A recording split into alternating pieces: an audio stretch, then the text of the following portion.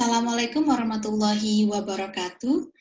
Hello everyone, my name is Nur Aisyah and my partner is Rana Salasahri Suci, who will explain today's presentation, Teaching by Principles, in Chapter 10, under the title, How to Plan a Lesson. There are three discussions on this chapter, that is, format a lesson plan, guidelines for lesson planning, and then the last one is sample lesson planning.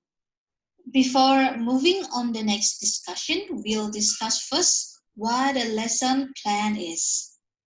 A lesson plan is the instructor roadmap of what students need to learn and how it will be done effectively during the class time. Then you can design appropriate learning activities and develop strategies to obtain feedback on student learning. A successful lesson plan addresses and integrates three key components. First, learning objectives. Second, learning activities. And third, assessment to check for student understanding. Learning objectives are statements that define the expected goal of a curriculum, course, lesson, or activity in terms of demonstrable skills or knowledge that will be acquired by a student as a result of instruction.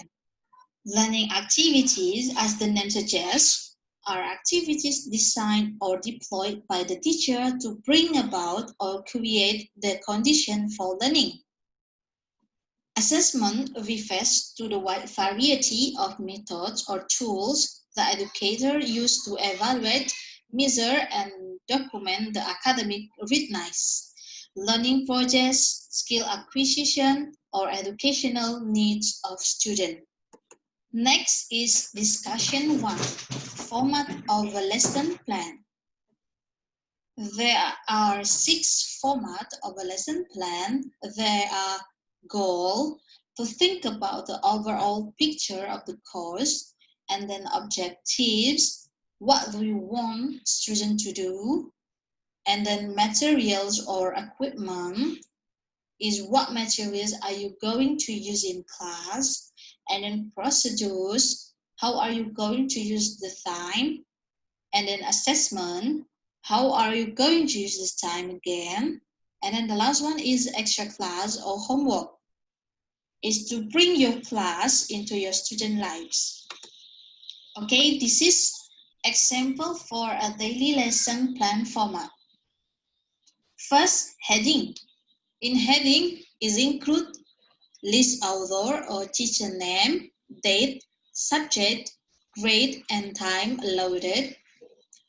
Second, rationale and background.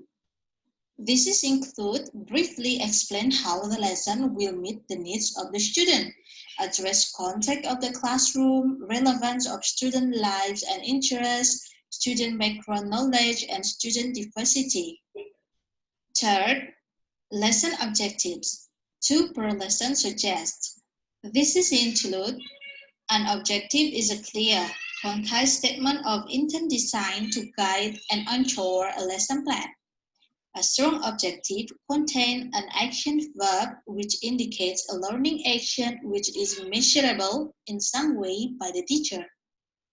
Fourth, list of materials or research.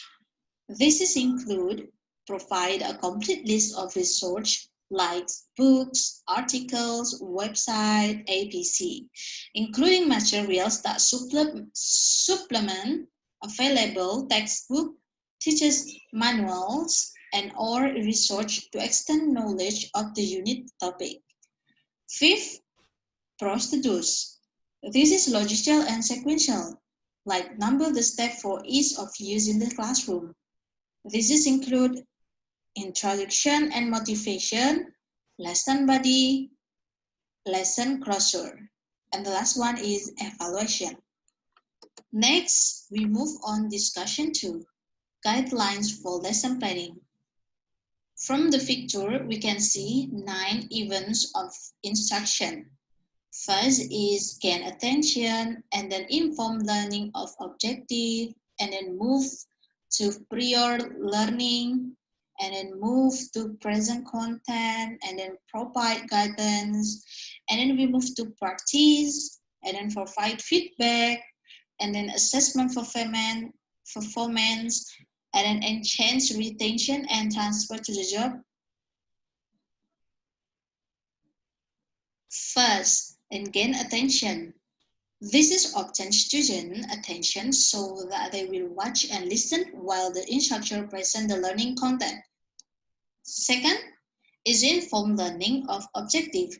This is allows students to organize their thought regarding what they are about to see, hear, and or do. Third is stimulate a recall of prior knowledge. This is help students make sense of new information by relating it to something they already know or something they have already experienced. And then fourth is present new content. This is utilize a variety of methods, including lecture, readings, activities, projects, multimedia, and others. Fifth is provide guidance. This is advise students of strategies to aid them in learning content and of research available. With learning guidance, the rate of learning increases because students are less likely to lose time or become frustrated by basing performance on incorrect facts or poorly understood concepts. And then there is a practice. This is allow students to apply knowledge and skill learner. And then there is a provide feedback. This is provide immediate feedback of students' performance to assess and facilitate learning. The eighth one is assess performance. This is to evaluate the effectiveness of the instructional events. First, to see if the expected learning outcomes have been achieved. Performance should be based on previously stated objectives. And the last one is enhance retention and transfer. This is allow students to apply information to personal context. This increases retention by personalizing information. So what is the guidelines for lesson plan? The guidelines for lesson plan, there are 1. How to begin planning. 2. Variety, sequence, pacing, and timing. 3. Gauging difficulty. And 4. Student talk and teacher talk. 5. Individual different. 6. Adapting on established curriculum. And 7. Classroom lesson notes.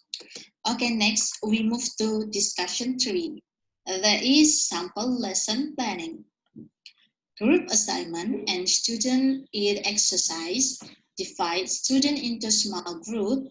Trios work well and give them a week to 1. Meet together outside of class with their copies of the common in hand. 2. Select as a group a poem they particularly like. 3. Prepare to read that poem aloud to the class. And 4. Design and lead an in-class writing exercise for their classmates and teachers that is inspired by a technique or aspect of that poem. Example, one group choose Fatima Asghar's poem, Cool, from issue 14. Read the poem aloud and note that it was based on the word that could mean several, potentially opposite things, a contronym. The student has generated a list of contronyms in advance and projected them in the board. A.G. sentient, oversight, and left. They then invite their classmate to write at least a few lines of a poem that would, in their words, embrace this opposite meaning. Discussion. Student-aid discussion. Ask student groups or individual students to lead discussion on essays and poems from a single issue identifying specific attributes of place-based writing and how that might apply to their own writing and or how they perceive the place they inhabit. Workshops. Ask students to read all the poems, stories, or essays in a single issue and they discuss them as a group, how they fit together and or form a cohesive group across the whole journal, almost as if discussing a collection of poems, stories, or essays by a single author. How do they fit together with the rest of the issue? And then assignment. Identify a poem or story or essay from the issue that use memory to link the past and present experience with place. Write a poem or story or essay that function in a similar way, but draw from your own experience. Okay, that's all the presentation in chapter 10. Thank you for your attention.